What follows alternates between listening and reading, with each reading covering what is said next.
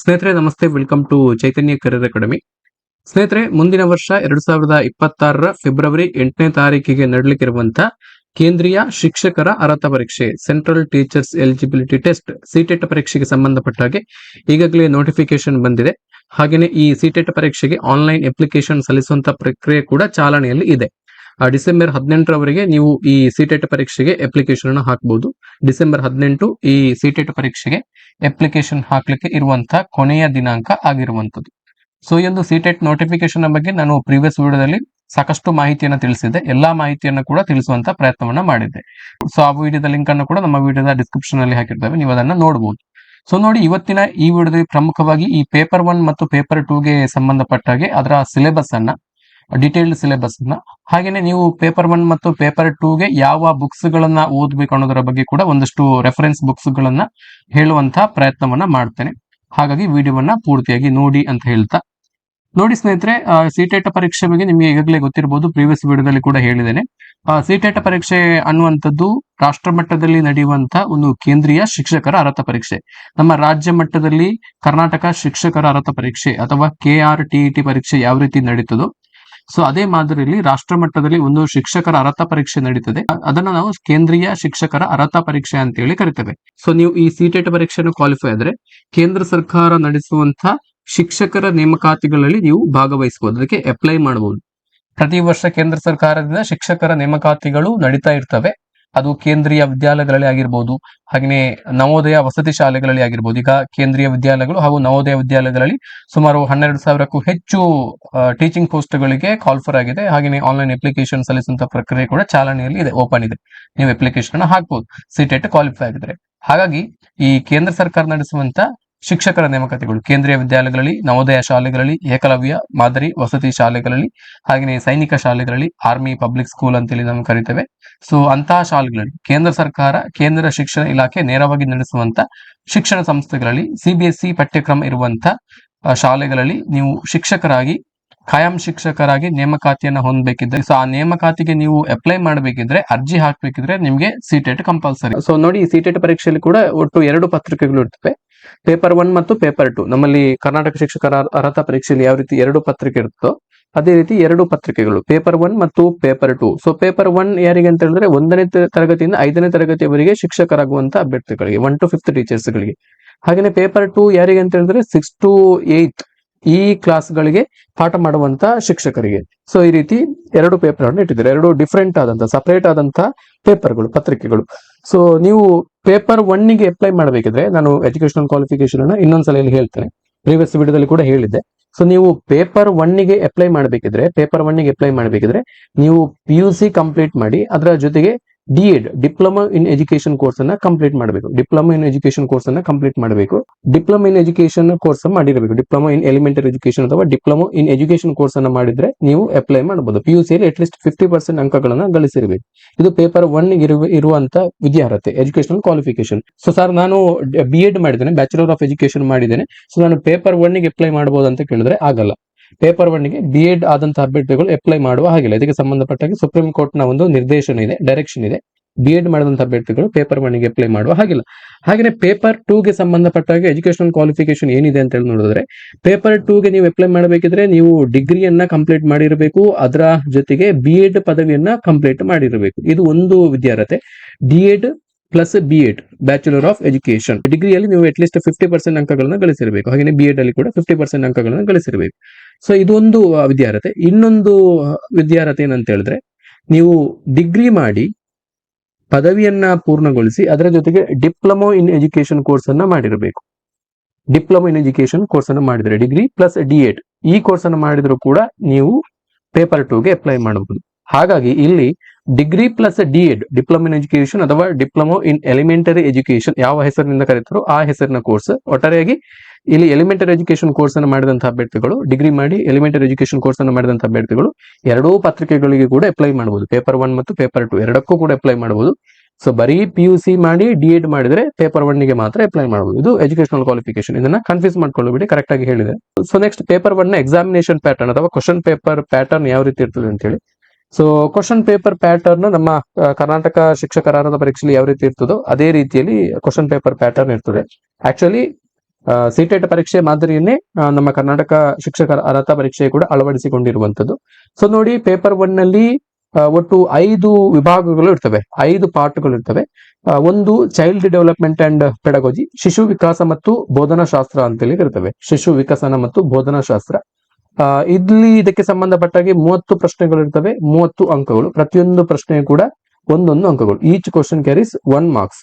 So ಹಾಗೇನೆ mathematics, ಗಣಿತಕ್ಕೆ ಸಂಬಂಧಪಟ್ಟಂತ 30 ಪ್ರಶ್ನೆಗಳು ಇರ್ತವೆ, 30 ಅಂಕಗಳು. ಹಾಗೇನೆ ಎನ್ವಿರಾನ್ಮೆಂಟಲ್ ಸೈನ್ಸ್ಗೆ ಸಂಬಂಧಪಟ್ಟಾಗಿ, ಪರಿಸರ ಅಧ್ಯಯನಕ್ಕೆ ಸಂಬಂಧಪಟ್ಟಾಗಿ 30 ಪ್ರಶ್ನೆಗಳು, 30 ಅಂಕಗಳು. ಹಾಗೇನೆ ಇನ್ನೊಂದು ಬರುವಂತದ್ದು language part.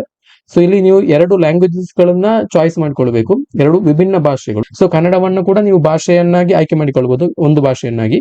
First language and second language. First language ಆಗಿ ಕನ್ನಡವನ್ನ ಚಾಯ್ಸ್ ಮಾಡಿದ್ರೆ, ಸೆಕೆಂಡ್ ಲ್ಯಾಂಗ್ವೇಜ್ ಆಗಿ ಇಂಗ್ಲಿಷ್ ಅನ್ನ ಚಾಯ್ಸ್ ಮಾಡಿ. ಅಥವಾ ಫಸ್ಟ್ ಲ್ಯಾಂಗ್ವೇಜ್ ಅನ್ನಾಗಿ ಇಂಗ್ಲಿಷ್ ಅನ್ನ ಚಾಯ್ಸ್ ಮಾಡಿದ್ರೆ, ಸೆಕೆಂಡ್ ಲ್ಯಾಂಗ್ವೇಜ್ ಆಗಿ ಕನ್ನಡವನ್ನ ಚಾಯ್ಸ್ ಮಾಡಬಹುದು. ಸೊ ಇಲ್ಲಿ ಈಚ್ ಲ್ಯಾಂಗ್ವೇಜ್ ಇಂದ, ಲ್ಯಾಂಗ್ವೇಜ್ 1 ಮತ್ತು ಲ್ಯಾಂಗ್ವೇಜ್ 2 ನಿಂದ 30 ಪ್ರಶ್ನೆಗಳು ಬರ್ತವೆ, 30 ಪ್ರಶ್ನೆಗಳು. ಹಾಗಾಗಿ ಲ್ಯಾಂಗ್ವೇಜ್ ಗೆ ಸಂಬಂಧಪಟ್ಟಾಗೆ 2 ಲ್ಯಾಂಗ್ವೇಜ್ಗಳು ಸೇರಿ 60 ಅಂಕಗಳು. ಸೊ ಒಟ್ಟಾಗಿ ಎಲ್ಲ 5 ಪಾಠಗಳು ಸೇರಿ 150 ಪ್ರಶ್ನೆಗಳು ಇರ್ತವೆ, 150 ಅಂಕಗಳು ಇರ್ತವೆ. 150 ಪ್ರಶ್ನೆಗಳು, 150 ಅಂಕಗಳು. ಸೊ ಪರೀಕ್ಷೆಯ ಸಮಯ ಎಷ್ಟು ಅಂತ ಹೇಳಿದ್ರೆ 2 ಗಂಟೆ 30 ನಿಮಿಷ, 2.5 ಗಂಟೆಗಳ ಕಾಲಾವಕಾಶವನ್ನ ಕೊಡ್ತಾರೆ, 2.5 ಗಂಟೆ. ಸೊ ಇದು ಪೇಪರ್ 1 ನ ಕ್ವಶನ್ ಪೇಪರ್ ಪ್ಯಾಟರ್ನ್ ಬಗ್ಗೆ. ಸೊ ಎಕ್ಸಾಮಿನೇಷನ್ ಪ್ಯಾಟರ್ನ್ ನೋಡಿ ಆಯ್ತು. ನೆಕ್ಸ್ಟ್ ಸಿಲೆಬಸ್ ನ ಬಗ್ಗೆ. ಸೊ ನಾವು ಯಾವ್ದನ್ನ ಸ್ಟಡಿ ಮಾಡಬೇಕು, ಯಾವ ರೀತಿ ಸ್ಟಡಿ ಮಾಡಬೇಕು, ಯಾವ ಲೆವೆಲ್ಗೆ ಸ್ಟಡಿ ಮಾಡಬೇಕು, ಯಾವ ಲೆವೆಲ್ಗೆ ಸ್ಟಡಿ ಮಾಡಬೇಕು ಅಂತೇಳಿ. ಇಲ್ಲಿ question paper difficulty level, so up to 10th level ಕೇಳ್ತಾರೆ, ಅಪ್ ಟು 10th ಲೆವೆಲ್ ಕೇಳ್ತಾರೆ, 10ನೇ ತರಗತಿಯ ಮಟ್ಟಕ್ಕೆ ಅನುಗುಣವಾಗಿ ಕೇಳ್ತಾರೆ. ಸೊ ನೀವು NCERT ಟೆಕ್ಸ್ಟ್ ಬುಕ್ ಅನ್ನ, 1 ರಿಂದ 10ನೇ ತರಗತಿವರೆಗಿನ NCERT ಟೆಕ್ಸ್ಟ್ ಬುಕ್ ಅಥವಾ CBSE ಪಠ್ಯಕ್ರಮದ ಟೆಕ್ಸ್ಟ್ ಬುಕ್ ಎಲ್ಲರೂ ಕೂಡ ಸೇಮ್. ಸೊ ಅದನ್ನ ನೀವು ಸ್ಟಡಿ ಮಾಡಬೇಕು. ಸೊ ಇದರಿಂದಲೇ ಪ್ರಶ್ನೆಗಳು ಬರ್ತವೆ. ಇಲ್ಲಿ ನಾವು ಸಿಲೆಬಸ್ ಅನ್ನ ನೋಡಿದ್ರೆ, ಸಿಟೆಟ್ ನ ಅಫಿಷಿಯಲ್ ವೆಬ್ಸೈಟ್ ನಲ್ಲಿ ಕೂಡ ಇದರ ಸಿಲೆಬಸ್ ಕಾಪಿಯನ್ನ ನೀವು ಪಡ್ಕೊಳ್ಬಹುದು. ಈ ರೀತಿ ಒಂದು ಸಿಲೆಬಸ್ ಅನ್ನ ಕೊಡ್ತಾರೆ, ಕ್ಲಿಯರ್ ಆಗಿ ಎಲ್ಲದಕ್ಕೂ ಕೂಡ ಸಿಲೆಬಸ್ ಅನ್ನ ಕೊಟ್ಟಿದ್ದಾರೆ. ಇಲ್ಲಿ ಚೈಲ್ಡ್ ಡೆವಲಪ್ಮೆಂಟ್ ಅಂಡ್ ಪೆಡಗೋಜಿಗೆ ಸಂಬಂಧಪಟ್ಟಾಗೆ, ಇಲ್ಲಿ ಚೈಲ್ಡ್ ಡೆವಲಪ್ಮೆಂಟ್, ಮಗುವಿನ ಬೆಳವಣಿಗೆಗೆ ಸಂಬಂಧಪಟ್ಟಾಗೆ ಏನೆಲ್ಲ ಟಾಪಿಕ್ ಗಳನ್ನ ನೀವು ಕವರ್ ಮಾಡಬೇಕು ಅಂತ ಕೂಡ ಕೊಟ್ಟಿದ್ದಾರೆ, ಎಲ್ಲ ಕೂಡ ಇದೆ. ಸೊ ಇಲ್ಲಿ ಚೈಲ್ಡ್ ಡೆವಲಪ್ಮೆಂಟ್ ಅಂಡ್ ಪೆಡಗೋಜಿ, ಅಲ್ಲಿ ಚೈಲ್ಡ್ ಡೆವಲಪ್ಮೆಂಟ್, ಮಗುವಿನ ಬೆಳವಣಿಗೆಗೆ ಸಂಬಂಧಪಟ್ಟಾಗೆ, ಬೆಳವಣಿಗೆ ತತ್ವಗಳಿಗೆ ಸಂಬಂಧಪಟ್ಟಾಗೆ ಏನೆಲ್ಲ ಕಾನ್ಸೆಪ್ಟ್ ಗಳನ್ನ ಕೊಟ್ಟಿದ್ದಾರೆ, ಅದಕ್ಕೆ ಸಂಬಂಧಪಟ್ಟಾಗೆ 15 ಪ್ರಶ್ನೆಗಳು ಬರ್ತವೆ. ಹಾಗೆ ನೆಕ್ಸ್ಟ್ ಬರುವಂತದ್ದು concept of inclusive education and understanding children with special needs. ಇದಕ್ಕೆ ಸಂಬಂಧಪಟ್ಟಂತ 5 ಪ್ರಶ್ನೆಗಳು ಬರ್ತವೆ, 5 ಪ್ರಶ್ನೆಗಳು ಬರ್ತವೆ. ಕಾನ್ಸೆಪ್ಟ್ ಆಫ್ ಇನ್ಕ್ಲೂಸಿವ್ ಎಜುಕೇಶನ್, ಅಂತರ್ಗತ ಶಿಕ್ಷಣದ ಮಹತ್ವ, ಅದರ ತತ್ವಗಳು. ಹಾಗೆಯೇ understanding children with special needs, ವಿಶೇಷ ಅಗತ್ಯತೆ ಇರುವಂತಹ ಮಕ್ಕಳ ಶಿಕ್ಷಣ, ಎಲ್ಲರನ್ನ ಒಳಗೊಳ್ಳುವಿಕೆಯ ಶಿಕ್ಷಣದ ಬಗ್ಗೆ 5 ಪ್ರಶ್ನೆಗಳು ಬರ್ತವೆ. ಅಲ್ಲಿ ಯಾವ್ದೆಲ್ಲ ಟಾಪಿಕ್ ಗಳನ್ನ ಕವರ್ ಮಾಡಿದ್ದಾರೆ ಅದೆಲ್ಲವನ್ನು ಕೂಡ ಕೊಟ್ಟಿದ್ದಾರೆ. ಹಾಗೆಯೇ ಲರ್ನಿಂಗ್ ಪೆಡಗೋಜಿಗೆ ಸಂಬಂಧಪಟ್ಟ ಹಾಗೆ 10 ಪ್ರಶ್ನೆಗಳು ಬರ್ತವೆ, ಪೆಡಗೋಜಿಗೆ ಸಂಬಂಧಪಟ್ಟ ಹಾಗೆ 10 ಪ್ರಶ್ನೆಗಳು ಬರ್ತವೆ. ಇದು CDP ಅಲ್ಲಿ. ಹಾಗೆಯೇ ಮ್ಯಾಥ್ಸ್ ಗೆ ಸಂಬಂಧಪಟ್ಟ ಹಾಗೆ ಇಲ್ಲಿ 30 ಪ್ರಶ್ನೆಗಳು ಬರ್ತವೆ. ಇಲ್ಲಿ ಅದನ್ನು ಕೂಡ ಫರ್ದರ್ ಡಿವೈಡ್ ಮಾಡಿದ್ದಾರೆ. ಇಲ್ಲಿ ಮ್ಯಾಥ್ಸ್ ಕಂಟೆಂಟ್ ಗೆ ಸಂಬಂಧಪಟ್ಟ ಹಾಗೆ 15 ಪ್ರಶ್ನೆಗಳು. ಕಂಟೆಂಟ್ ಅಲ್ಲಿ geometry, shapes and spatial understanding, solids around us, numbers, number system, addition and subtraction, multiplication, division, measurement, weights, time, volume, data handling, patterns, money, arithmetic problems ಗೆ ಸಂಬಂಧಪಟ್ಟಂತ ಪ್ರಶ್ನೆಗಳು ಬರ್ತವೆ. 15 ಪ್ರಶ್ನೆಗಳು ಬರ್ತವೆ. ಹಾಗೆ ನೆಕ್ಸ್ಟ್ ಬರುವಂತದ್ದು ಮ್ಯಾಥಮೆಟಿಕ್ಸ್ ಪೆಡಗೋಜಿಗೆ ಸಂಬಂಧಪಟ್ಟಾಗೆ 15 ಪ್ರಶ್ನೆಗಳು. ಪೆಡಗೋಜಿಕಲ್ ಇಶ್ಯೂಸ್ ಗೆ ಸಂಬಂಧಪಟ್ಟಾಗೆ scope of mathematics, language of mathematics, diagnostic and remedial teaching, ಎಲ್ಲ ಸಿಲೆಬಸ್ ಅನ್ನು ಕೂಡ ಕೊಟ್ಟಿದ್ದಾರೆ, ಏನನ್ನ ಕವರ್ ಮಾಡಬೇಕು ಅಂತ ಹೇಳಿ. ಸೊ ಅದನ್ನ ನೋಡ್ಕೊಳ್ಳಿ. 15 ಪ್ರಶ್ನೆಗಳು ಬರ್ತವೆ. ಹಾಗೆಯೇ ಎನ್ವಿರಾನ್ಮೆಂಟಲ್ ಸ್ಟಡೀಸ್ ಗೆ ಸಂಬಂಧಪಟ್ಟಾಗೆ, ಪರಿಸರ ಅಧ್ಯಯನಕ್ಕೆ ಸಂಬಂಧಪಟ್ಟಾಗೆ ಒಟ್ಟಾಗಿ 30 ಪ್ರಶ್ನೆಗಳು. ಅದರಲ್ಲಿ EVS ಕಂಟೆಂಟ್ ಗೆ ಸಂಬಂಧಪಟ್ಟಾಗೆ, ಸಬ್ಜೆಕ್ಟ್ ಗೆ ಸಂಬಂಧಪಟ್ಟಾಗೆ ಇಲ್ಲಿ 15 ಪ್ರಶ್ನೆಗಳು. ಅದರಲ್ಲಿ family and friends, relationships, work and play and animals, plants, food, shelter, water, travel, things we make to and do, ಇದಕ್ಕೆ ಸಂಬಂಧಪಟ್ಟಾಗೆ 15 ಪ್ರಶ್ನೆಗಳು. ಹಾಗೆ ಪೆಡಗಾಜಿಕಲ್ ಇಶ್ಯೂಸ್ ಗೆ ಸಂಬಂಧಪಟ್ಟಾಗೆ, EVS ಪೆಡಗಾಜಿಗೆ ಸಂಬಂಧಪಟ್ಟ ಹಾಗೆ 15 ಪ್ರಶ್ನೆಗಳು. Concept and scope of EVS, significance of EVS, integrated EVS ಎಲ್ಲವನ್ನು ಕೂಡ ಕೊಟ್ಟಿದ್ದಾರೆ, ನೋಡ್ಕೊಳ್ಳಿ. ಸೊ ಇದಕ್ಕೆ ಸಂಬಂಧಪಟ್ಟಂತ 15 ಪ್ರಶ್ನೆಗಳು. ಹಾಗೆ ಲ್ಯಾಂಗ್ವೇಜ್ 1 ಯಾವ್ದಾದ್ರು ಒಂದು ಭಾಷೆಯನ್ನು ನೀವು ಆಯ್ಕೆ ಮಾಡಿಕೊಳ್ತೀರಲ್ಲ, ಅದಕ್ಕೆ ಸಂಬಂಧಪಟ್ಟ ಹಾಗೆ ಇಲ್ಲಿ 30 ಪ್ರಶ್ನೆಗಳು ಬರ್ತವೆ ಲ್ಯಾಂಗ್ವೇಜ್ 1 ಗೆ ಸಂಬಂಧಪಟ್ಟ ಹಾಗೆ. ಸೊ ಅದರಲ್ಲಿ ಫರ್ದರ್ ಲ್ಯಾಂಗ್ವೇಜ್ ಕಾಂಪ್ರಿಹೆನ್ಷನ್ ಗೆ ಸಂಬಂಧಪಟ್ಟ ಹಾಗೆ 15 ಪ್ರಶ್ನೆಗಳು.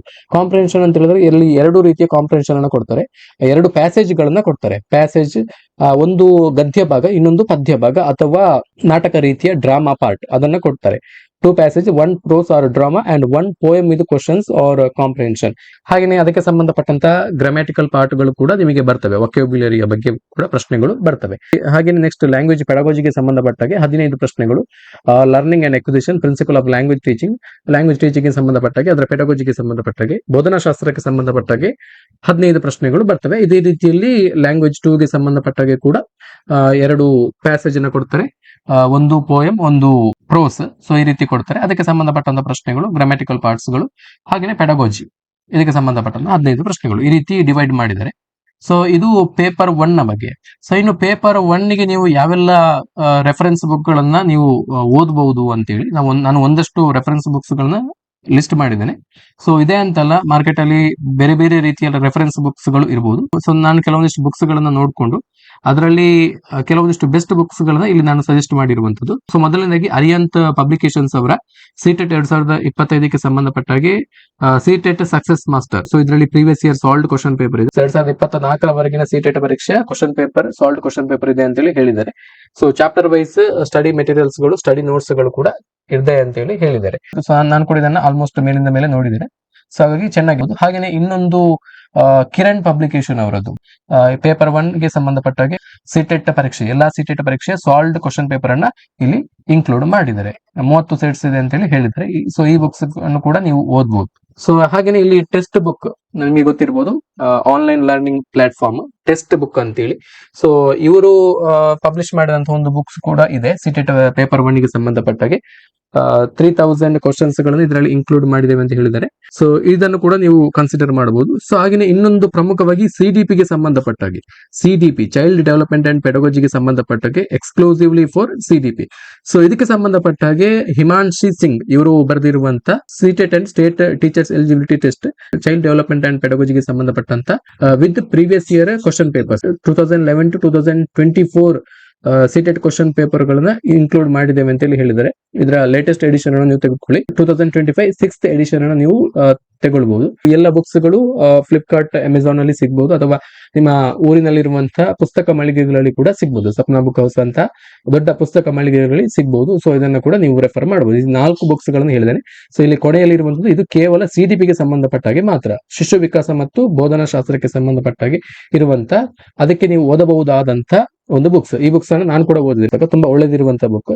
ಸೊ ಇದನ್ನು ನೀವು ಓದಬಹುದು. ಪೇಪರ್ 1 ಮತ್ತು ಪೇಪರ್ 2 ಗೆ ಸಂಬಂಧಪಟ್ಟಾಗೆ ನೀವು ಓದಬಹುದು. ಸೊ ಅದರ ಜೊತೆ ನಾನು ಈಗಾಗಲೇ ಹೇಳಿದಾಗೆ NCERT ಬುಕ್ಸ್ ಗಳನ್ನ ಓದ್ಕೊಳ್ಳಿ. ಸೊ ಹಾಗೆ ಇನ್ನು ಪೇಪರ್ 2 ಗೆ ಸಂಬಂಧಪಟ್ಟಾಗೆ ಕೂಡ, ಸೊ ಪೇಪರ್ 2 ಗೆ ಸಂಬಂಧಪಟ್ಟಾಗೆ ಕೂಡ ಇಲ್ಲಿ ನೀವು ಯಾವ ಲೆವೆಲ್ಗೆ ಓದ್ಬೇಕು ಅಂತ ಹೇಳಿದ್ರೆ, ಇಲ್ಲಿ ನೀವು ಅಪ್ ಟು 12th ಲೆವೆಲ್ ತನಕ ಓದ್ಬೇಕು. 12ನೇ ತರಗತಿಯ ಮಟ್ಟದ ಆಧಾರದ ಪ್ರಶ್ನೆಗಳು ನಿಮಗೆ ಬರ್ಬೋದು. 12ನೇ ತರಗತಿಯವರೆಗಿನ ಮಟ್ಟದ ಪ್ರಶ್ನೆಗಳು ಬರಬಹುದು. ಅಷ್ಟು ಡಿಫಿಕಲ್ಟ್ ಲೆವೆಲ್ ಪ್ರಶ್ನೆಗಳು ಬರಬಹುದು. ಪೇಪರ್ 2 ಗೆ ಸಂಬಂಧಪಟ್ಟಾಗಿ ಕೂಡ ಕ್ವಶನ್ ಪೇಪರ್ ಪ್ಯಾಟರ್ನ್ ಸಿಮಿಲರ್ ಇದೆ, ಪೇಪರ್ 1 ಗೆ ಸಿಮಿಲರ್ ಇದೆ. ಇಲ್ಲಿ ಪೇಪರ್ 2 ನಲ್ಲಿ ಯಾವ್ದೆಲ್ಲ ಬರುತ್ತೆ ಅಂತ ಹೇಳಿದ್ರೆ, ಚೈಲ್ಡ್ ಡೆವಲಪ್ಮೆಂಟ್ ಅಂಡ್ ಪೆಡಗಾಜಿ ಇದೆಲ್ಲರೂ ಕೂಡ ಕಂಪಲ್ಸರಿ 30 ಪ್ರಶ್ನೆಗಳು ಬರ್ತವೆ, 30 ಅಂಕಗಳು. ಹಾಗೆಯೇ ಮ್ಯಾಥಮೆಟಿಕ್ಸ್ ಗಣಿತಶಾಸ್ತ್ರಕ್ಕೆ ಸಂಬಂಧಪಟ್ಟಂತ ಮತ್ತು ವಿಜ್ಞಾನಕ್ಕೆ ಸಂಬಂಧಪಟ್ಟಂತ 60 ಪ್ರಶ್ನೆಗಳು, ಎರಡೂ ಸೇರಿ ಗಣಿತ ಮತ್ತು ವಿಜ್ಞಾನ ಸೇರಿ ಒಟ್ಟು 60 ಅಂಕಗಳಿಗೆ ಪ್ರಶ್ನೆಗಳು ಬರ್ತವೆ. 60 ಪ್ರಶ್ನೆಗಳು 60 ಅಂಕಗಳು. ಗಣಿತಕ್ಕೆ ಸಂಬಂಧಪಟ್ಟಂತ 30 ಪ್ರಶ್ನೆಗಳು, ಹಾಗೆಯೇ ವಿಜ್ಞಾನಕ್ಕೆ ಸಂಬಂಧಪಟ್ಟಂತ 30 ಪ್ರಶ್ನೆಗಳು, ಎಲ್ಲವೂ ಸೇರಿ ಎರಡೂ ಸೇರಿ ಒಟ್ಟು 60 ಅಂಕಗಳಿಗೆ ಪ್ರಶ್ನೆಗಳು ಬರ್ತವೆ. 60 ಪ್ರಶ್ನೆಗಳು 60 ಅಂಕಗಳು. ಸೊ ಇಲ್ಲಿ ಮ್ಯಾಥಮೆಟಿಕ್ಸ್ ಅಂಡ್ ಸೈನ್ಸ್ ಯಾರಿಗೆ ಅಂತ ಹೇಳಿದ್ರೆ, ಇದು ಮ್ಯಾಥಮೆಟಿಕ್ಸ್ ಅಂಡ್ ಸೈನ್ಸ್ ಟೀಚರ್ಸ್ ಗಳಿಗೆ ಮಾತ್ರ. ಅಂದ್ರೆ ಇಲ್ಲಿ BSc B.Ed ಆಗಿರ್ಬೋದು, BE B.Ed ಆಗಿರ್ಬೋದು, ಅಂಡ್ BCA ಮಾಡಿ B.Ed ಮಾಡಿದಂತಹ ಅಭ್ಯರ್ಥಿಗಳು, ಇವರೆಲ್ಲರೂ ಕೂಡ ಇಲ್ಲಿ ಪೇಪರ್ 2 ನಲ್ಲಿ ಸೈನ್ಸ್ ವಿಷಯವನ್ನ ಆಯ್ಕೆ ಮಾಡಿಕೊಳ್ಳಬೇಕು. ಮ್ಯಾಥಮೆಟಿಕ್ಸ್ ಅಂಡ್ ಸೈನ್ಸ್ ವಿಷಯವನ್ನ ಆಯ್ಕೆ ಮಾಡಿಕೊಳ್ಳಬೇಕು. ಸೊ ಇವರಿಗೆ ಈ ವಿಭಾಗದ ಪ್ರಶ್ನೆಗಳು, ಈ ಸಬ್ಜೆಕ್ಟ್ ಗೆ ಸಂಬಂಧಪಟ್ಟಾಗೆ ಪ್ರಶ್ನೆಗಳು ಬರ್ತವೆ. ಹಾಗೆ ಇಲ್ಲಿ ಸೋಷಿಯಲ್ ಸ್ಟಡಿಗೆ ಸಂಬಂಧಪಟ್ಟಂತ ಪ್ರಶ್ನೆಗಳು 60 ಪ್ರಶ್ನೆಗಳು ಬರ್ತವೆ, 60 ಅಂಕಗಳು. ಸೊ ಇಲ್ಲಿ ಸೋಷಿಯಲ್ ಸ್ಟಡೀಸ್ ಅಥವಾ ಸೋಷಿಯಲ್ ಸೈನ್ಸ್ ಯಾರಿಗೆ ಅಂತ ಹೇಳಿದ್ರೆ, ಕಲಾ ವಿಭಾಗದ ವಿದ್ಯಾರ್ಥಿಗಳು ಹಾಗೂ ವಾಣಿಜ್ಯ ವಿಭಾಗದ ಅಭ್ಯರ್ಥಿಗಳಿಗೆ, ಅಂದ್ರೆ BA, BCom, BBA, ಹಾಗೆಯೇ BSW, ಸೊ ಇಂಥ ಕೋರ್ಸ್ ಅನ್ನ ಮಾಡಿದಂತ ಅಭ್ಯರ್ಥಿಗಳು ಸೋಷಿಯಲ್ ಸೈನ್ಸ್ ಸಬ್ಜೆಕ್ಟ್ ಅನ್ನ ತೆಗೆದುಕೊಳ್ಬೇಕು. ಸೊ ಹಾಗೆ ಇಲ್ಲಿ ಲ್ಯಾಂಗ್ವೇಜ್ 1 ಮತ್ತು ಲ್ಯಾಂಗ್ವೇಜ್ 2 ಯಾವ್ದಾದ್ರು 2 ವಿಭಿನ್ನ ಭಾಷೆಯನ್ನು ತೆಗೆದುಕೊಳ್ಬೇಕು. ಇಲ್ಲಿ ನೀವು ಕನ್ನಡವನ್ನ ಕೂಡ ತೆಗೆದುಕೊಳ್ಬಹುದು. ನಾನು ಈಗಾಗಲೇ ಪೇಪರ್ 1 ನಲ್ಲಿ ಹೇಳಿದಾಗೆ ಕನ್ನಡವನ್ನ ಪ್ರಥಮ ಭಾಷೆ ಅಥವಾ ದ್ವಿತೀಯ ಭಾಷೆ, ಅಥವಾ ಇಂಗ್ಲಿಷ್ ಅನ್ನ ಪ್ರಥಮ ಭಾಷೆ ಅಥವಾ ದ್ವಿತೀಯ ಭಾಷೆಯಾಗಿ ತೆಗೆದುಕೊಳ್ಬಹುದು. ಈ ರೀತಿ 2 ಲ್ಯಾಂಗ್ವೇಜ್ ಅನ್ನ, ಡಿಫರೆಂಟ್ ಲ್ಯಾಂಗ್ವೇಜ್ ಅನ್ನು ತೆಗೆದುಕೊಳ್ಬೇಕು. 150 ಪ್ರಶ್ನೆಗಳು ಇರ್ತವೆ, 150 ಅಂಕಗಳು ಇರ್ತವೆ. ಯಾವುದೇ ಋಣಾತ್ಮಕ ಅಂಕಗಳು ಇರುವುದಿಲ್ಲ. ಪೇಪರ್ 1 ನಲ್ಲಿ ಕೂಡ ಋಣಾತ್ಮಕ ಅಂಕಗಳು ಇಲ್ಲ, ಪೇಪರ್ 2 ನಲ್ಲಿ ಕೂಡ ಋಣಾತ್ಮಕ ಅಂಕಗಳು ಇಲ್ಲ. No negative marks in CTET examination. So ಇದನ್ನ ಗಮನದಲ್ಲಿ ಇಟ್ಕೊಳ್ಳಿ. ಸೊ ಇದರ ಕ್ವಶನ್ ಪೇಪರ್ ಡಿಫಿಕಲ್ಟಿ ಲೆವೆಲ್ ನಾನು ಈಗಾಗಲೇ ಹೇಳಿದಾಗೆ ಅಪ್ ಟು 12th ಲೆವೆಲ್ ಇರ್ತದೆ. ಸೊ ನೀವು ಇಲ್ಲಿ ಸಿಲೆಬಸ್ ಅನ್ನು ನೋಡಬಹುದು, ಡೀಟೇಲ್ ಸಿಲೆಬಸ್ ಅನ್ನು ಕೊಟ್ಟಿದ್ದಾರೆ. ಸಿಮಿಲರ್ ಟು ಪೇಪರ್ 1 ನಲ್ಲಿ ಏನು ಸಿಲೆಬಸ್ ಇತ್ತು ಅದೇ ಸಿಲೆಬಸ್ ಇದೆ. ಸೊ ಸ್ವಲ್ಪ ಹೈ ಲೆವೆಲ್ ಇರ್ತದೆ, ಡಿಫಿಕಲ್ಟಿ ಲೆವೆಲ್ ಹೈ ಇರ್ತದೆ. ಸೊ ಆ ರೀತಿಗೆ ನೀವು ಪ್ರಿಪೇರ್ ಆಗಬೇಕು. ನೋಡಿ ಇಲ್ಲಿ ಪೆಡಗಾಜಿ ಸಿಟಿಪಿಗೆ ಸಂಬಂಧಪಟ್ಟಾಗೆ ಅದೇ ರೀತಿಯಲ್ಲಿ ಇರ್ತವೆ. ಸೊ ಇಲ್ಲಿ ಮ್ಯಾಥಮೆಟಿಕ್ಸ್ ಅಂಡ್ ಸೈನ್ಸ್ ಗೆ ಸಂಬಂಧಪಟ್ಟಾಗೆ ಕೂಡ 60 ಪ್ರಶ್ನೆಗಳು, ಮ್ಯಾಥ್ಸ್ ಗೆ ಸಂಬಂಧಪಟ್ಟಾಗೆ 30, ಸೈನ್ಸ್ ಗೆ ಸಂಬಂಧಪಟ್ಟಾಗೆ 30. ಸೊ ಇಲ್ಲಿ ಮ್ಯಾಥಮೆಟಿಕ್ಸ್ ಕಂಟೆಂಟ್ ಗೆ ಸಂಬಂಧಪಟ್ಟಂತ 20 ಪ್ರಶ್ನೆಗಳು ಇರ್ತವೆ, 20 ಅಂಕಗಳು. ಇಲ್ಲಿ ನಂಬರ್ ಸಿಸ್ಟಮ್ ಗೆ ಸಂಬಂಧಪಟ್ಟಾಗೆ knowing numbers, playing with numbers, whole numbers, negative numbers and integers, fractions ಗೆ ಸಂಬಂಧಪಟ್ಟಂತ ಪ್ರಶ್ನೆಗಳು. ಹಾಗೆ ಅಲ್ಜಿಬ್ರಾಗೆ ಸಂಬಂಧಪಟ್ಟಾಗೆ introduction to algebra, ratio and proportions ಗೆ ಸಂಬಂಧಪಟ್ಟಂತ ಪ್ರಶ್ನೆಗಳು, basic geometrical ideas 2D and 3D, ಹಾಗೇನೆ symmetry, reflection, construction using straight edge, scale, protractor, compass, ಇದಕ್ಕೆ ಸಂಬಂಧಪಟ್ಟಂತ ಪ್ರಶ್ನೆಗಳು, ಮೆನ್ಸುರೇಷನ್, ಡಾಟಾ ಹ್ಯಾಂಡ್ಲಿಂಗ್, ಇದಕ್ಕೆ ಸಂಬಂಧಪಟ್ಟಂತ ಪ್ರಶ್ನೆಗಳು ಬರ್ತವೆ. ಮ್ಯಾಥ್ಸ್ ಕಂಟೆಂಟ್ ಇದು. ಹಾಗೆ ಪೆಡಗಾಜಿಕಲ್ ಇಶ್ಯೂಸ್ ಗೆ ಸಂಬಂಧಪಟ್ಟಂತ 10 ಪ್ರಶ್ನೆಗಳು ಇರ್ತವೆ.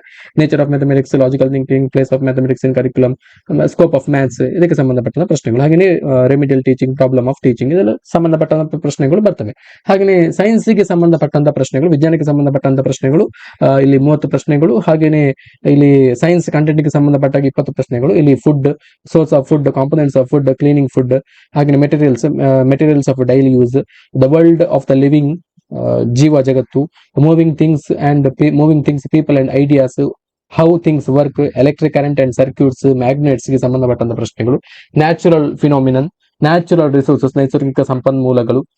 ಹಾಗೆಯೇ ಇಲ್ಲಿ ಪೆಡಗಾಜಿಕಲ್ ಇಶ್ಯೂಸ್ ಗೆ ಸಂಬಂಧಪಟ್ಟಾಗೆ ಬೋಧನಾಶಾಸ್ತ್ರಕ್ಕೆ ಸಂಬಂಧಪಟ್ಟಂತ 10 ಪ್ರಶ್ನೆಗಳು ಬರ್ತವೆ. Nature and structure of science, natural science, aims and objectives. So ಈ ರೀತಿಯ ಪ್ರಶ್ನೆಗಳೆಲ್ಲವನ್ನು ಕೂಡ ಕೊಟ್ಟಿದ್ದಾರೆ.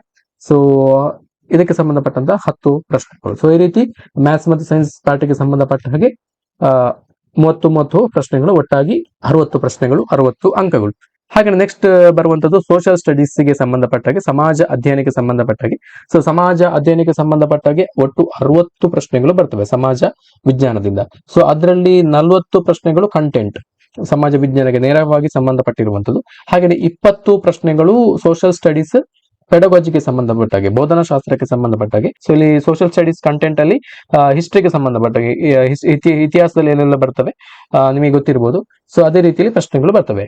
ಜಿಯೋಗ್ರಫಿಗೆ ಸಂಬಂಧಪಟ್ಟಾಗೆ ಕೂಡ ಇಲ್ಲಿ ಕೊಟ್ಟಿದ್ದಾರೆ. Geography as a social study as a science, planet, earth in the solar system, globe, environment in its totality, environment in its totality, natural and human environment, air, water, human environment, settlement, transport, communication, resources, types, natural and human, agriculture ಗೆ ಸಂಬಂಧಪಟ್ಟ ಪ್ರಶ್ನೆಗಳು, social and political lives ಗೆ ಸಂಬಂಧಪಟ್ಟಂತ ಪ್ರಶ್ನೆಗಳು, government, local government, making a living, democracy, state government, understanding media, unpacking gender, the constitution, parliamentary government, the judiciary, the social justice and the marginalized, ಇದಕ್ಕೆ ಸಂಬಂಧಪಟ್ಟಂತ ಪ್ರಶ್ನೆಗಳು. ಸಮಾಜಶಾಸ್ತ್ರದಲ್ಲಿ ಏನು ಬರುತ್ತೆ ಅದಕ್ಕೆ ಸಂಬಂಧಪಟ್ಟಂತ ಪ್ರಶ್ನೆಗಳು, ಕೋರ್ ಸಬ್ಜೆಕ್ಟ್ ಗೆ ಸಂಬಂಧಪಟ್ಟ ಹಾಗೆ ಪೆಡಗಾಜಿಕಲ್ ಇಶ್ಯೂಸ್ ಗೆ ಸಂಬಂಧಪಟ್ಟಂತ 20 ಪ್ರಶ್ನೆಗಳು ಬರ್ತವೆ.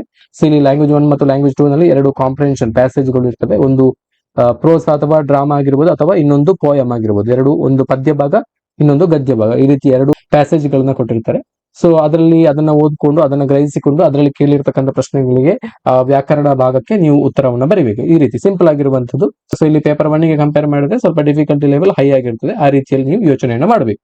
ಸೊ ಇದು ಪೇಪರ್ 1 ಮತ್ತು ಪೇಪರ್ 2 ನ ಸಿಲೆಬಸ್ ನ ಬಗ್ಗೆ ಎಲ್ಲವನ್ನು ಕೂಡ ಡೀಟೇಲ್ ಆಗಿ ಕೊಟ್ಟಿದ್ದಾರೆ. ಇನ್ಕ್ಲೂಡಿಂಗ್ ಲ್ಯಾಂಗ್ವೇಜಸ್ ಅಲ್ಲಿ ಕೂಡ ಏನೆಲ್ಲ ನೀವು ಕಲಿಬೇಕು ಅನ್ನೋದನ್ನು ಕೂಡ ಕೊಟ್ಟಿದ್ದಾರೆ. ಸಿಲೆಬಸ್ ಕಾಪಿಯನ್ನು ನಾನು ಈಗಾಗಲೇ ಹೇಳಿದಾಗೆ ಟೆಲಿಗ್ರಾಮ್ ಚಾನಲ್ ಕೊಟ್ಟಿರ್ತೇನೆ. ಸೊ ಇನ್ನು ನೀವು ಪೇಪರ್ 2 ಗೆ ಸಂಬಂಧಪಟ್ಟಾಗೆ ಯಾವ ಬುಕ್ಸ್ ಗಳನ್ನ ರೆಫರ್ ಮಾಡಬಹುದು ಅಂತೇಳಿ ಒಂದಷ್ಟು ಬುಕ್ಸ್ ಗಳನ್ನ ಇಲ್ಲಿ ಸಜೆಸ್ಟ್ ಮಾಡ್ತೇನೆ.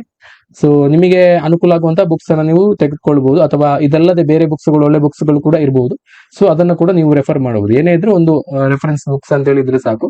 ಅಥವಾ ನೀವು ಬರೀ ಯೂಟ್ಯೂಬ್ ಕ್ಲಾಸಸ್ ಗಳನ್ನು ನೋಡಿಕೊಂಡು ನೀವು ಸೆಲ್ಫ್ ಸ್ಟಡಿ ಮಾಡೋದಿದ್ರೆ ಅದು ಕೂಡ ಮಾಡಬಹುದು. ಸೊ ಬುಕ್ಸ್ ಗಳು ಬೇಕೇ ಬೇಕು ಅಂತ ಏನಿಲ್ಲ. ಸೊ ನಿಮಗೆ ಯಾವುದು ಮೆಥಡ್ ಕನ್ವೀನಿಯಂಟ್ ಆಗ್ತದೆ, ಸೊ ಆ ಮೆಥಡ್ ಮುಖಾಂತರ ನೀವು ಸ್ಟಡಿಯನ್ನ ಮಾಡಬಹುದು. ಸೊ ನೋಡಿ, ಪ್ರಮುಖವಾಗಿ ಪೇಪರ್ 2 ಗೆ ಸಂಬಂಧಪಟ್ಟ ಹಾಗೆ ಕಿರಣ್ ಪಬ್ಲಿಕೇಶನ್ಸ್ ನವರು ಹೊರತಂದಿರುವಂತ mathematics and science for CTET paper 2 class 6 to class 8. So ಇವರು 2011 ರಿಂದ 2024 ರವರೆಗಿನ ಸಿಟೆಟ್ ಪೇಪರ್ 2 ಕ್ವಶನ್ ಪೇಪರ್ ಅನ್ನ ಸಾಲ್ವ್ ಮಾಡಿ ಒಂದು ಬುಕ್ಸ್ ಅನ್ನ ಮಾಡಿದ್ದಾರೆ. ಸೊ ಇದರಲ್ಲಿ 33 ಸೆಟ್ಸ್ ಕ್ವಶನ್ ಪೇಪರ್ ಇದೆ ಅಂತ ಹೇಳಿ ಹೇಳಿದ್ದಾರೆ. 33 ಸೆಟ್ಸ್ ಸಿಟೆಟ್ ಕ್ವಶನ್ ಪೇಪರ್ ಇದೆ ಅಂತ ಹೇಳಿದ್ದಾರೆ. ಸೊ ಇದು ಕೂಡ ಒಂದು ಉತ್ತಮವಾಗಿರುವಂತಹ ಬುಕ್, ಬೆಸ್ಟ್ ಬುಕ್ ಇದು. ನಿಮಗೆ ಫ್ಲಿಪ್ಕಾರ್ಟ್, ಅಮೆಝಾನ್ ಅಥವಾ ಆಫ್ಲೈನ್ ಮಾರ್ಕೆಟ್ ಅಲ್ಲಿ ಕೂಡ ಅವೈಲೇಬಲ್ ಇರಬಹುದು. ಸಪ್ನಾ ಬುಕ್ ಹೌಸ್ ಅಲ್ಲಿ ಕೂಡ ಅವೈಲೇಬಲ್ ಇರಬಹುದು. ಹಾಗೆಯೇ ಇನ್ನೊಂದು ಅರಿಯಂತ್ ಪಬ್ಲಿಕೇಶನ್ ರವರು ಹೊರತಂದಿರುವಂತ ಸಿಟೆಟ್ ಸಕ್ಸೆಸ್ ಮಾಸ್ಟರ್. ಸೊ ಇದು ಕೂಡ ಮ್ಯಾಥ್ಸ್ ಅಂಡ್ ಸೈನ್ಸ್ ಪೇಪರ್ ಗೆ ಸಂಬಂಧಪಟ್ಟ ಹಾಗೆ ನಿಮಗೆ ಒಂದು ಒಳ್ಳೆಯ ಬುಕ್ ಅಂತ ಹೇಳ್ಬೋದು. ಇದರಲ್ಲಿ ಕೂಡ ಸಾಲ್ವ್ಡ್ ಕ್ವಶನ್ ಪೇಪರ್ ಇದೆ. ಹಾಗೇನೆ ಇಲ್ಲಿ ಕಾನ್ಸೆಪ್ಟ್ ವೈಸ್ ಸಿಲೆಬಸ್ ಅನ್ನು ಕೂಡ ಕೊಟ್ಟಿದ್ದಾರೆ, ಕರೆಕ್ಟ್ ಆಗಿ ನೋಟ್ಸ್ ಗಳನ್ನು ಕೂಡ ಕೊಟ್ಟಿದ್ದಾರೆ. ಇದನ್ನು ಕೂಡ ನೀವು ರೆಫರ್ ಮಾಡಬಹುದು, ಒಂದು ಆಯ್ಕೆಯಾಗಿ ಇಟ್ಕೊಳ್ಬಹುದು. ಹಾಗೆ ಇನ್ನೊಂದು ಟೆಕ್ಸ್ಟ್ ಬುಕ್ ನವರು ಹೊರತಂದಿರುವಂತ ಪೇಪರ್ 2 ಸಿಟೆಟ್ ಗೆ ಸಂಬಂಧಪಟ್ಟ ಹಾಗೆ ಮ್ಯಾಥ್ಸ್ ಮತ್ತು ಸೈನ್ಸ್ ಇರುವಂತಹ ಬುಕ್ಸ್. ಸೊ ಇದರಲ್ಲಿ ಕೂಡ ಸಾಕಷ್ಟು ಕಾನ್ಸೆಪ್ಟ್ ಗಳನ್ನ ಕವರ್ ಮಾಡಿದ್ದಾರೆ, ನೋಟ್ಸ್ ಗಳನ್ನ ಕೊಟ್ಟಿದ್ದಾರೆ, ಹಾಗೆ ಪ್ರೀವಿಯಸ್ ಇಯರ್ ಕ್ವಶನ್ ಪೇಪರ್ ಗಳನ್ನ ಸಾಲ್ವ್ ಮಾಡಿ ಕೂಡ ಕೊಟ್ಟಿದ್ದಾರೆ. ಸೊ ಹಾಗಾಗಿ ಇದು ಕೂಡ ಒಂದು ಉತ್ತಮವಾಗಿರುವಂತಹ ಬುಕ್ಸ್ ಆಗಿರುವಂತದ್ದು. ಹಾಗಾಗಿ ಇದನ್ನು ಕೂಡ ನೀವು ರೆಫರ್ ಮಾಡಬಹುದು, ನೋಡ್ಕೊಳ್ಳಿ. ಸೊ ಯಾವುದೇ ಒಂದು ಬುಕ್ಸ್ ಅನ್ನ ಪರ್ಚೇಸ್ ಮಾಡೋದಕ್ಕಿಂತ ಮುಂಚೆ ನಿಮಗೆ ಆ ಬುಕ್ಸ್ ಸರಿ ಹೊಂದದ ಇಲ್ವಾ ಅಂತೇಳಿ, ನಿಮ್ಮ ಓದುವ ರೀತಿ ಏನಿದೆ ಅದಕ್ಕೆ ಅದು ಸರಿಯಾಗಿದೆಯಾ ಅಂತೇಳಿ ಅದನ್ನ ಚೆಕ್ ಮಾಡ್ಕೊಂಡು ಅದನ್ನ ರಿವ್ಯೂ ಮಾಡ್ಕೊಂಡು ನೀವು ಅದನ್ನ ಪರ್ಚೇಸ್ ಮಾಡ್ಕೊಳ್ಬೇಕು. ಬೆಟರ್ ನೀವು ಆಫ್ಲೈನ್ ಮಾರ್ಕೆಟ್ ಇಂದ ಪರ್ಚೇಸ್ ಮಾಡೋದೇ ಬೆಟರ್. ಸೊ ಆಫ್ಲೈನ್ ಮಾರ್ಕೆಟ್ ಅಲ್ಲಿ ಪರ್ಚೇಸ್ ಮಾಡಿದ್ರೆ ನೀವು ಆ ಬುಕ್ಸ್ ಅನ್ನ ನೋಡಿ, ಎಲ್ಲಾ ಕಂಟೆಂಟ್ ಗಳನ್ನ ನೋಡಿ ಯಾವ ರೀತಿ ಇದೆ ಅಂತೇಳಿ ನೋಡಿ ನೀವು ಅದನ್ನ ಪರ್ಚೇಸ್ ಮಾಡಬಹುದು. ಆನ್ಲೈನ್ ಅಲ್ಲಿ ಪರ್ಚೇಸ್ ಮಾಡಿದ್ರೆ ನೀವು ಜಸ್ಟ್ ಅದನ್ನ ಕವರ್ ಪೇಜ್ ಅನ್ನ ಮಾತ್ರ ನೋಡಿ ಅದರಲ್ಲಿ ಏನು ಕೊಟ್ಟಿರ್ತಾರೆ ಅದನ್ನ ನೋಡಿ ಮಾತ್ರ ನೀವು ಪರ್ಚೇಸ್ ಮಾಡ್ತೀರಿ. ಸೊ ಬಟ್ ಆಫ್ಲೈನ್ ಅಲ್ಲಿ ಈ ರೀತಿಯ ಒಂದು ಆಯ್ಕೆ ಇದೆ. ಹಾಗಾಗಿ ಆಫ್ಲೈನ್ ಮಾರ್ಕೆಟ್ ಅಲ್ಲಿ ನೀವು ಪರ್ಚೇಸ್ ಮಾಡೋದು ಬೆಸ್ಟ್ ಅಂತ ಹೇಳ್ತೇನೆ. ಸೊ ಇವಿಷ್ಟು ಸೈನ್ಸ್ ಪಾರ್ಟಿಗೆ ಸಂಬಂಧಪಟ್ಟ ಹಾಗೆ ವಿಜ್ಞಾನ ವಿಭಾಗದ ವಿದ್ಯಾರ್ಥಿಗಳಿಗೆ 3 ಬುಕ್ಸ್ ಗಳು. ಸೊ ಇನ್ನು ಸೋಷಿಯಲ್ ಸ್ಟಡೀಸ್ ಅಭ್ಯರ್ಥಿಗಳಿಗೆ, ಸಮಾಜ ವಿಜ್ಞಾನದ ವಿದ್ಯಾರ್ಥಿಗಳಿಗೆ, ಇವರಿಗೆ ದಿಶಾ ಪಬ್ಲಿಕೇಶನ್ ಇಂದ ಹೊರತಂದಿರುವಂತಹ ಅವರು ಹೊರತಂದಿರುವಂತಹ CTET paper 2 for social science subject ಗೆ ಸಂಬಂಧಪಟ್ಟ ಹಾಗೆ ದಿಶಾ ಪಬ್ಲಿಕೇಶನ್ ಲೇಟೆಸ್ಟ್ ವರ್ಷನ್ ಬಂದಿರಬಹುದು. ಲೇಟೆಸ್ಟ್ ವರ್ಷನ್ ಅನ್ನು ನೀವು ತೆಗೆದುಕೊಳ್ಳಿ. ಸೊ ಇದು 5th ಎಡಿಷನ್ ಕೊಟ್ಟಿರುವಂತದ್ದು. ಸೊ ಲೇಟೆಸ್ಟ್ ಎಡಿಷನ್ ಕೂಡ ಬಂದಿರಬಹುದು, ಅದನ್ನ ನೋಡ್ಕೊಂಡು ಲೇಟೆಸ್ಟ್ ಎಡಿಷನ್ ಅನ್ನೇ ತೆಗೆದುಕೊಳ್ಳಿ. ಸೊ ಇದರಲ್ಲಿ ಕೂಡ ಕ್ವಶನ್ ಪೇಪರ್ ಅನ್ನ ಸಾಲ್ವ್ ಮಾಡಿದ್ದಾರೆ ಅಂತ ಹೇಳಿ ಹೇಳಿದ್ದಾರೆ. 2011ರಿಂದ 2023 ಕ್ವಶನ್ ಪೇಪರ್ ಇದೆ ಅಂತ ಹೇಳಿ. 2024 ಕ್ವಶನ್ ಪೇಪರ್ ಇದ್ರೆ ಆ ಬುಕ್ಸ್ ಸಿಕ್ಕಿದ್ರೆ ಅದನ್ನ ಕೂಡ ನೀವು ತೆಗೆದುಕೊಳ್ಳಿ. ಸೊ ಹಾಗೇನೆ ಇನ್ನೊಂದು ಇದು ಕೂಡ ಸೋಷಿಯಲ್ ಸೈನ್ಸ್ ಗೆ ಸಂಬಂಧಪಟ್ಟ ಹಾಗೆ ನೀವು ಅರಿಯಂತ್ ಪಬ್ಲಿಕೇಶನ್ ಇಂದ ಹೊರತಂದಿರುವಂತ success master for CTET paper 2 especially for social science or social studies subject ಗೆ ಸಂಬಂಧಪಟ್ಟಕ್ಕೆ ಅರಿಯಂತ್ ಪಬ್ಲಿಕೇಶನ್ ನ ಈ ಬುಕ್ಸ್ ಅನ್ನು ಕೂಡ ನೀವು ಪರ್ಚೇಸ್ ಮಾಡಬಹುದು. ಇದು ಕೂಡ ಒಂದು ಒಳ್ಳೆಯ ಬುಕ್. ಅರಿಯಂತ್ ಪಬ್ಲಿಕೇಶನ್ ಅವರು ತುಂಬಾ ಕಾಂಪಿಟೇಟಿವ್ ಎಕ್ಸಾಮ್ಸ್ ಗೆ ಸಂಬಂಧಪಟ್ಟ ಒಳ್ಳೊಳ್ಳೆಯ ಬುಕ್ಸ್ ಗಳನ್ನ ಅವರು ಪಬ್ಲಿಷ್ ಮಾಡ್ತಿರ್ತಾರೆ. ಹಾಗಾಗಿ ಸಿಟೆಟ್ ಪರೀಕ್ಷೆಗೆ ಸಂಬಂಧಪಟ್ಟಾಗಿ ಕೂಡ ಈ ಬುಕ್ಸ್ ಅನ್ನ ನೀವು ರೆಫರ್ ಮಾಡಬಹುದು. ಸೊ ಹಾಗೆ ಇನ್ನು ಕೊನೆಯದಾಗಿ ಚೈಲ್ಡ್ ಡೆವಲಪ್ಮೆಂಟ್ ಅಂಡ್ ಪೆಡಗಾಜಿಗೆ ಸಂಬಂಧಪಟ್ಟಾಗಿ ಸಿಡಿಪಿ ಗೆ ಸಂಬಂಧಪಟ್ಟಾಗಿರುವಂತ ಇನ್ನೊಂದು ಬುಕ್ಸ್ ನಾನು ಈಗಾಗಲೇ ಪೇಪರ್ 1 ಗೆ ಹೇಳಿದಾಗೆ ಪೇಪರ್ 2 ಗೆ ಕೂಡ CTET and state eligibility test child development and pedagogy the book written by Himanshi Singh ರವರು ಬರೆದಿರುವಂತ ಪುಸ್ತಕ ಇನ್ವಿಸಿಬಲ್ ಪಬ್ಲಿಕೇಶನ್ ಇಂದ ಹೊರತಂದಿರುವಂತಹ ಪುಸ್ತಕ. ಈ ರೀತಿಯ 6th ಎಡಿಷನ್ ಲೇಟೆಸ್ಟ್ ಎಡಿಷನ್ ನ ಪುಸ್ತಕವನ್ನು ನೀವು ತೆಗೆದುಕೊಳ್ಳಬಹುದು. ಇದರಲ್ಲಿ ಕೂಡ 2024 ಕ್ವಶನ್ ಪೇಪರ್ ಅನ್ನು ಕೂಡ ಇನ್ಕ್ಲೂಡ್ ಮಾಡಿದ್ದೇವೆ ಅಂತ ಹೇಳಿದ್ದಾರೆ. 2011ರಿಂದ 2024 ಎಲ್ಲಾ ಸಿಟೆಟ್ ಪರೀಕ್ಷೆಯ ಕ್ವಶನ್ ಪೇಪರ್ ಗಳನ್ನ ಇನ್ಕ್ಲೂಡ್ ಮಾಡಿದ್ದೇವೆ ಅಂತ ಹೇಳಿದ್ದಾರೆ. ಸೊ ಸಿಟಿಪಿಗೆ ಸಂಬಂಧಪಟ್ಟಾಗ ನೀವು ಕಾನ್ಸೆಪ್ಟ್ ಅನ್ನ ಕಲಿಬೇಕಿದ್ರೆ, ಶಾರ್ಟ್ ನೋಟ್ಸ್ ಮುಖಾಂತರ ಅಧ್ಯಯನವನ್ನ ಮಾಡಬೇಕಿದ್ರೆ, ಸೊ ಅದರಲ್ಲಿ ಒಂದು ಒಳ್ಳೆಯ ಸ್ಕೋರ್ ಅನ್ನ ನೀವು ಪಡಿಬೇಕಿದ್ರೆ ಈ ಹಿಮಾಂಶಿ ಸಿಂಗ್ ರವರ ಈ ಬುಕ್ಸ್ ಅನ್ನ ನೀವು ಪರ್ಚೇಸ್ ಮಾಡಬಹುದು. ಸೊ ಎಲ್ಲ ಬುಕ್ಸ್ ಗಳು ನನಗಾಗಲೇ ಹೇಳಿದಾಗೆ ಅಮೆಝಾನ್, ಫ್ಲಿಪ್ಕಾರ್ಟ್ ಅಥವಾ ಬೇರೆ ಇ ಕಾಮರ್ಸ್ ಮಾರ್ಕೆಟ್ ಗಳಲ್ಲಿ ಅವೈಲೇಬಲ್ ಇರಬಹುದು, ಅಥವಾ ಆಫ್ಲೈನ್ ಮಾರ್ಕೆಟ್ ಅಲ್ಲಿ ಕೂಡ ಅವೈಲೇಬಲ್ ಇರಬಹುದು. ಸೊ ಇನ್ನು ಪ್ರಮುಖವಾಗಿರುವಂತಹ ಪ್ರಶ್ನೆ ಏನಂತ ಹೇಳಿದ್ರೆ, ಒಂದಷ್ಟು ಜನ ಅಭ್ಯರ್ಥಿಗಳು ಕೇಳಿದ್ರು ಸಿಟೆಟ್ ಪರೀಕ್ಷೆಯಲ್ಲಿ ಕ್ವಾಲಿಫೈಯಿಂಗ್ ಮಾರ್ಕ್ಸ್ ಏನು ಅಂತ ಹೇಳಿ ಕೇಳಿದ್ರು. ಕ್ವಾಲಿಫೈಯಿಂಗ್ ಮಾರ್ಕ್ಸ್ ಎಷ್ಟು ಇರಬೇಕು ಅಂತ ಹೇಳಿ ಕೇಳಿದ್ರು. ಸೊ ಸಿಟೆಟ್ ಕ್ವಾಲಿಫೈ ಮಾರ್ಕ್ಸ್ ನ ಬಗ್ಗೆ ಹೇಳುತ್ತೆ.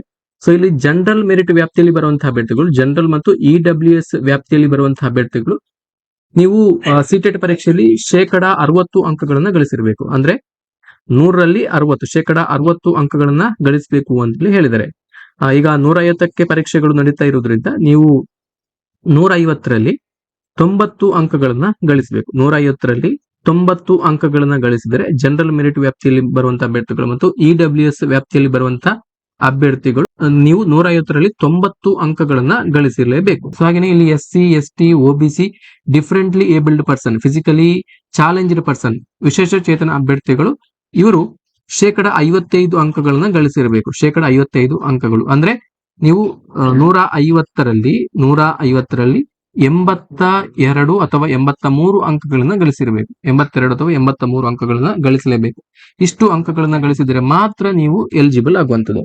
ಸೊ ನಮ್ಮ ಕರ್ನಾಟಕದಲ್ಲಿ ನಡೆಯುವಂತಹ ಕರ್ನಾಟಕ ಶಿಕ್ಷಕರ ಅರ್ಹತಾ ಪರೀಕ್ಷೆಯಲ್ಲಿ ಇಲ್ಲಿ ಒಬಿಸಿ ವ್ಯಾಪ್ತಿಯಲ್ಲಿ ಬರುವಂತಹ ಅಭ್ಯರ್ಥಿಗಳು ನಮ್ಮಲ್ಲಿ 2A, 2B, 3A, 3B ವರ್ಗದ ಅಭ್ಯರ್ಥಿಗಳು ಇವರು ಕೂಡ 90 ಅಂಕಗಳನ್ನ ಗಳಿಸಲೇಬೇಕು ಅನ್ನುವಂತ ಒಂದು ನಿಯಮ ಇದೆ. ಕ್ವಾಲಿಫೈ ಆಗ್ಬೇಕಿದ್ರೆ ಈ ವರ್ಗದ ಅಭ್ಯರ್ಥಿಗಳು 2A, 2B, 3A, 3B ವರ್ಗದ ಅಭ್ಯರ್ಥಿಗಳು ಕ್ವಾಲಿಫೈ ಆಗ್ಬೇಕಿದ್ರೆ 90 ಅಂಕಗಳನ್ನ ಗಳಿಸಲೇಬೇಕು ಅನ್ನುವಂತ ಒಂದು ನಿಯಮ ಇದೆ. ಬಟ್ ಇಲ್ಲಿ ಸೆಂಟ್ರಲ್ ಟೀಚರ್ಸ್ ಎಲಿಜಿಬಿಲಿಟಿ ಟೆಸ್ಟ್ ಅಲ್ಲಿ ಒಬಿಸಿ ವರ್ಗದ ಅಭ್ಯರ್ಥಿಗಳು, ಒಬಿಸಿ ವ್ಯಾಪ್ತಿಯಲ್ಲಿ ಬರುವಂತಹ ಅಭ್ಯರ್ಥಿಗಳು 90 ಅಂಕಗಳನ್ನ ಗಳಿಸಬೇಕಂತ ಇಲ್ಲ.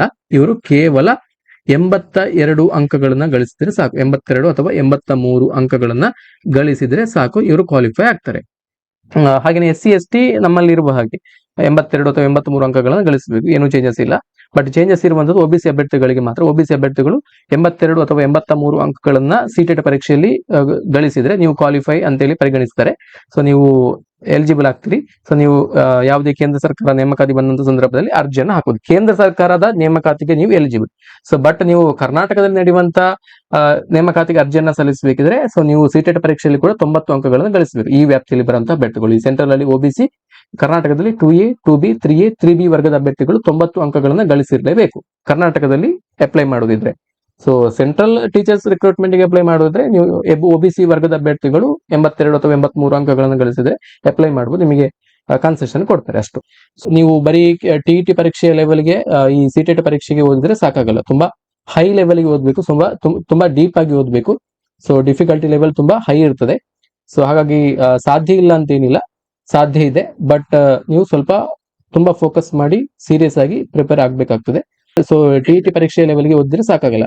TET ಪರೀಕ್ಷೆ ಏನೂ ಅಲ್ಲ. ನೀವು ಬರೀ B.Ed ನಲ್ಲಿ ಏನು ಕಲ್ತಿದ್ರಿ ಅದನ್ನ ಕ್ಲಿಯರ್ ಆಗಿ ನೀವು ಅರ್ಥ ಮಾಡಿಕೊಂಡು ಅದನ್ನ ನೆನಪಿನಲ್ಲಿ ಇಟ್ಕೊಂಡ್ರೆ ಕೂಡ ನೀವು TET ಪರೀಕ್ಷೆಯಲ್ಲಿ ಬರಿಬಹುದು, ಕ್ವಾಲಿಫೈ ಆಗ್ಬಹುದು. ಬಟ್ ಸಿಟೆಟ್ ಪರೀಕ್ಷೆಯಲ್ಲಿ ನೀವು ಕ್ವಾಲಿಫೈ ಆಗ್ಬೇಕಿದ್ರೆ ತುಂಬಾ ಹಾರ್ಡ್ ವರ್ಕ್ ಮಾಡಬೇಕು, ತುಂಬಾ ಸ್ಟಡಿ ಮಾಡಬೇಕು. ಸೊ ಇದನ್ನ ಗಮನದಲ್ಲಿ ಇಟ್ಕೊಂಡು ನೀವು ಈ ಸಿಟೆಟ್ ಪರೀಕ್ಷೆಯನ್ನ ಬರೀರಿ, ಅಪ್ಲಿಕೇಶನ್ ಅನ್ನ ಹಾಕಿ ಅಂತ ಹೇಳ್ತಾ. ಸೊ ಇದ್ರ ಬಗ್ಗೆ ನಿಮ್ಗೆ ಏನೇ ಡೌಟ್ಸ್ ಗಳಿದ್ರು ಕೂಡ ನಮ್ಮ ವಿಡಿಯೋದ ಕಮೆಂಟ್ ಸೆಕ್ಷನ್ ಅಲ್ಲಿ ಕಮೆಂಟ್ ಅನ್ನು ಮಾಡಬಹುದು. Thank you. ನಮಸ್ತೆ.